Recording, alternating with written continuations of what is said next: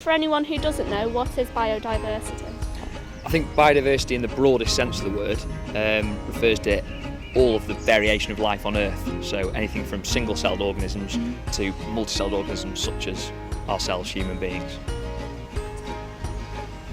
What are the interesting nature conservation features of the Weaver Valley? I think certainly one of the interesting features is the ancient woodland you get often in a lot of the river valleys. Because it's steep-sided clough woodland, that land's not been deemed appropriate for agricultural production. Consequently, those areas haven't been turned over to agriculture, and they've been left. You've got really nice areas of woodland. But I think probably the most interesting feature of the Weaver Valley is some of the areas of grassland which are developed from the old lime beds. So it owes itself to the industrial heritage which goes with the area. And on some of these areas of grassland, you have species which are more commonly associated with calcareous grassland, such as the fragrant marsh orchid. What do you perceive to be the most threatened habitats and species within the project area? I think in Cheshire in general, possibly in the UK in general, one of the most threatened habitats is species-rich grassland. That's mainly down to the fact a lot of land is under pressure for agricultural production, and as agriculture continues to become more intensive, more and more of these areas are being lost.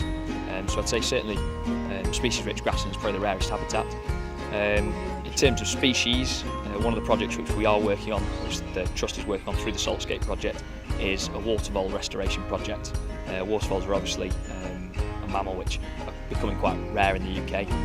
They live along slow-flowing drainage ditches or along riverbanks, and throughout this project what we're hoping to do is we're hoping to link these areas up where we know we've got known water vole populations, and we've got suitable areas of habitat, but in between we've got areas of the river channel which have been quite severely engineered in the past. We're trying to create a soft bank and reconnect those areas of habitat. What are you trying to gain through the Saltscape project?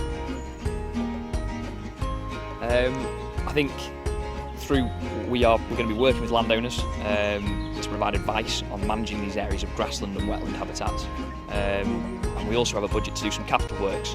So a lot of the areas of land that we're working on haven't been managed for many years. Consequently, some of the areas of grassland which are quite species rich are beginning to scrub over and succeed. So I think one of the main aims is to try and get these areas back into positive management, but then in addition to that, we're hoping to improve the connectivity along the river corridor. So you've got these really nice sort of key areas along the river that pollinators can use